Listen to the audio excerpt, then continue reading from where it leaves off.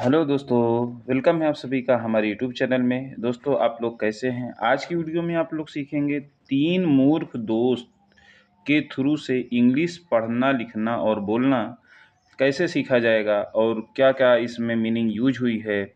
और वीडियो के अंत तक दोस्तों बने रहेंगे और आपको इसमें पूरी जानकारी मिलने वाली है। एक 3 मूर्ख दोस्त रहते हैं और 3 मूर्ख दोस्त क्या-क्या करते हैं, पूरा एंड तक ये स्टोरी है, इसको आप देखेंगे और इसके साथ-साथ ही आप इसी के थ्रू से इंग्लिश पढ़ना, लिखना और साथ ही साथ बोलना सीखेंगे। तो दोस्तों, मैं हूँ अवैध सर, इंग्लिश टीचर, और आज मैं आपको बेहतरीन वीडियो आप लोगों के लिए लेकर आया हूँ। तो गाइस, चलिए अपने वीडियो को हम लोग शुरू करते हैं रीडिंग से। There lived 3 friends in a village.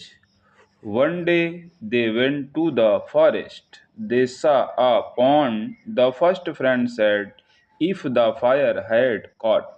ठीक, ये है इसकी रीडिंग। और भी 3 स्लाइड्स में हमने रीडिंग दी है, लेकिन पहले इतने की हिंदी आप लोग जान लीजिए। फिर दूसरे में चलेंगे तो दूसरे की रीडिंग होगी और दूसरे की हिंदी और एक-एक वर्ड की मीनिंग, और साथ ही साथ आपको टेंस की भी जानकारी होने वाली है। तो अगर आप कॉपी और पेन निकाले हैं तो ठीक है, और नहीं निकाले हैं तो निकाल लीजिए, और नहीं भी है तो कोई दिक्कत नहीं है। आप सिर्फ ध्यान से इसको सुनते जाइए और देखते जाइए और अपने दिमाग में इसको फील करते जाइए कि किस तरह से इसकी हिंदी निकाली जाती है। आगे पीछे सेंटेंस होते हैं, उनको कैसे सेट किया जाता है, ये सारे तरीके आप लोग सीखेंगे। तो चलिए दोस्तों, ठीक है, अपनी वीडियो को हम लोग स्टार्ट करते हैं। बिल्कुल स्टार्टिंग से स्टार्ट करते हैं। ठीक, जहाँ पर हमारा देयर से स्टार्टिंग था। तो चलिए हम लोग आ जाते हैं अपने टॉपिक पर। देखिए, मैंने आपको बताया है कि अगर देयर शुरू में आता है तो उसका मतलब लिया तो नहीं जाता, लेकिन यहाँ मीनिंग मैं लिख दे रहा हूँ। देयर मीन्स होता है वहाँ। क्या होता है? वहाँ। ठीक है, लेकिन लिया नहीं जाएगा अर्थ। लिव्ड मीन्स होता है रहता था या रहते थे। रहते थे। अब दोस्तों, अगर हम टेंस की बात करते हैं तो यहाँ वर्ब की सेकंड फॉर्म यूज हुई है, मतलब कि पास्ट इनफिनिट या सिंपल पास्ट जिसको हम लोग बोलते हैं। रहते थे, कौन रहता था? 3 मीन्स होता है 3। फ्रेंड्स मीन्स होता है मित्र या दोस्त।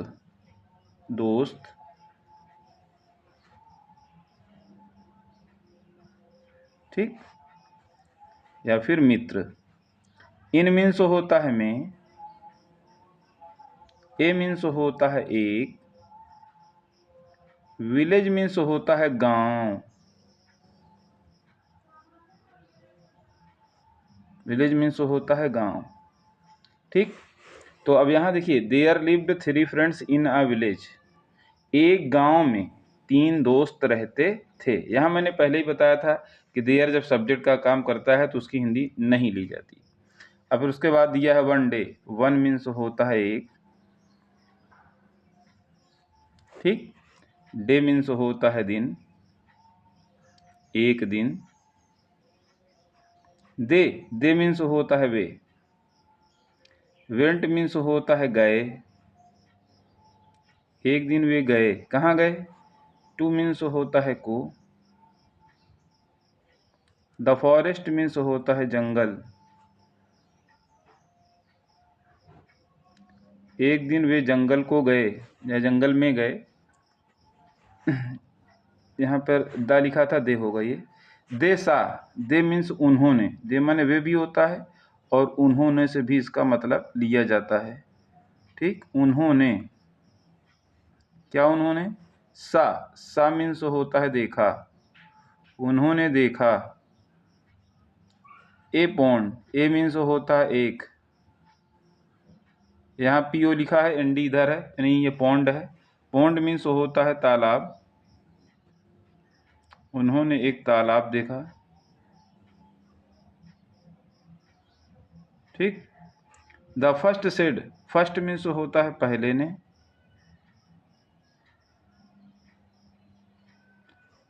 फ्रेंड मीन्स होता है मित्र या दोस्त। पहले मित्र ने कहा।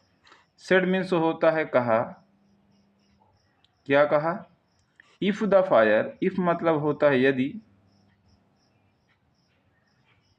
फायर मीन्स होता है आग, ठीक है।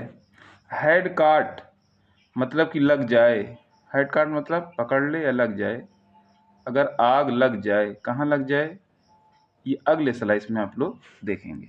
अगला स्लाइड दोस्तों ये आपका आ चुका है, लेकिन सबसे पहले क्या करेंगे हम लोग, रीडिंग, जो अपना रूल है रीडिंग का, ताकि इससे क्या फ़ायदा होगा कि जो लोग रीडिंग नहीं कर पाते, इंग्लिश पढ़ नहीं पाते, उनको भी फ़ायदा होगा, और जो पढ़े हैं जिनको आता है उन्हें भी कोई दिक्कत नहीं होगी, वो भी अपना थोड़ा मोड़ा प्रोनाउंसिएशन जो हार्ड वर्ड होगा वो भी ठीक कर लेंगे। तो चलिए रीडिंग एक बार कर लेते हैं। ये कॉट था, ये कॉट आधा से ये यू उधर था, जीएसटी इधर है। Caught in the pond what would happen, they where would the fish go, ठीक है। The second said they would climb on the tree, the third said, फिर अगले में रीडिंग आपको करके हिंदी बताई जाएगी।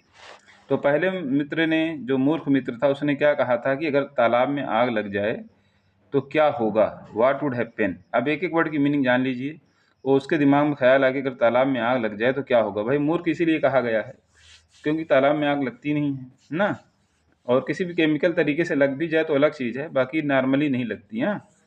तो कॉट, कॉट मतलब लग जाए, वहाँ तक मैंने लिख दिया, जीएसटी की मीनिंग वहाँ हो चुकी है।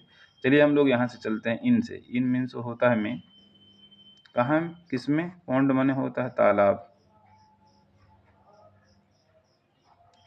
अगर तालाब में आग लग जाए तो वाट मीन्स होता है क्या, वुड हेल्पिंग वर्ब है जिसका मतलब गा से लिया जाता है। विल का पास्ट होता है, विल का पास्ट यानी वुड होता है। हैपन माने होता है होगा, होना यानी घटित होना। क्या होगा, होना, यहाँ पर होगा नहीं बल्कि होना लिख देंगे क्योंकि गा की मीनिंग यहाँ पे है। तो यहाँ बता रहा है द की मीनिंग यहाँ पे कोई नहीं, खाली द ही रहेगा, द की मीनिंग कोई अर्थ नहीं है। आगे चले देखते हैं यहाँ वेयर, वेयर मीन्स होता है कहाँ। वुड की मतलब होता है गा, द फिश मतलब होता है मछलियाँ। देखिए फिश का फिशेज जो लोग लेते हैं ना, ग्रामर के हिसाब से वो फिश ही, फिश का प्लूरल नहीं होता, अच्छा वो फिश ही, कुछ लोग फिशेज रखते हैं, मछलियाँ यहाँ लिए लिए। अच्छा गो, गो मतलब जाना। वुड की मीनिंग गा हमने यहाँ लिया ही है, तो वेयर वुड द फिश गो, मछलियाँ कहाँ जाएंगी। पहले ने सोचा, the second said, the second, second मतलब कि दूसरे ने। पहला बोला आग लग जाए तो क्या होगा, दूसरे ने कहा, क्या कहा उसको आप लोग देखते रहेंगे दोस्तों, ध्यान से सुनते रहेंगे और समझते रहेंगे। ये एक इंटरेस्टिंग कहानी भी है, और उसके साथ साथ आप लोग सीख रहे हैं इंग्लिश पढ़ना लिखना और बोलना कैसे सीखें, ठीक है। दे मीन्स होता है वे या उन्होंने। दे की मीनिंग क्या होती है, वे या उन्होंने। तो दे मीन्स होता है वे, वुड मीन्स होता है गी, गा गी चाहे जो ले लेंगे, वुड की मीनिंग। अच्छा क्लाइम मीन्स होता है चढ़ना, वे चढ़ जाएंगी, कहाँ चढ़ जाएंगी। ऑन मीन्स होता है पर, द ट्री मीन्स होता है पेड़। तो कह रहा है कि मछलियाँ पेड़ पर चढ़ जाएंगी। हाँ भाई मूर्ख ना होते तो इस तरह का सवाल करते, क्वेश्चन करते ना, करते ना। इसीलिए मैंने आपको तीन मूर्खों की जो कहानी है दोस्तों की, उस कहानी के थ्रू से आपको इंग्लिश पढ़ाना मैं सिखा रहा हूँ, ताकि आप लोग का मन लगे और आप लोग किसी भी तरीके से इंग्लिश बोलना सीख जाएं। भाई अगर आपके दिल में इच्छा है, ख्वाहिश है कि हम भी दूसरों की तरह इंग्लिश बोलें और या दूसरे क्या बोल रहे हैं उसको समझें, तो ज़रूर आप ध्यान से वो पूरा एंड तक देखेंगे। और उम्मीद करता हूँ कि आप लोग चैनल को सब्सक्राइब, वीडियो को लाइक, आगे तक शेयर भी ज़रूर करेंगे, ताकि हम आप लोगों के लिए ऐसे ही इंटरेस्टिंग स्टोरी के साथ साथ इंग्लिश बोलना सिखाएं, ताकि आप लोग अपनी अंग्रेजी को मजबूत कर सको। The third said, third means होता है तीसरे ने। थर्ड की मीनिंग है, अच्छा ये तीसरे ने कहा, सेड है तो सेड मीन्स कहा, तीसरे ने कहा, क्या कहा। अगले स्लाइड में, अगला स्लाइड में यहाँ थोड़ा सा ही बचा है, अब यहाँ से आपका एंड होने वाला है। अंग्रेजी पढ़ना कैसे सीखें दोस्तों, they are not sheep and goats, तो तीसरे ने क्या कहा, पहले ने कहा आग लग जाए तो क्या होगा, दूसरे ने कहा पेड़ पे चढ़ जाएंगी। अब तीसरा कह रहा है, उसको भी ध्यान से सुनिए। कह रहा they are not sheep and goats, वे आर मीन्स हैं, नॉट मीन्स नहीं, वे नहीं हैं क्या, भेड़ बकरियां। शीप मीन्स होता है भेड़, एंड मीन्स होता है और, गोट्स मीन्स होता है बकरियां,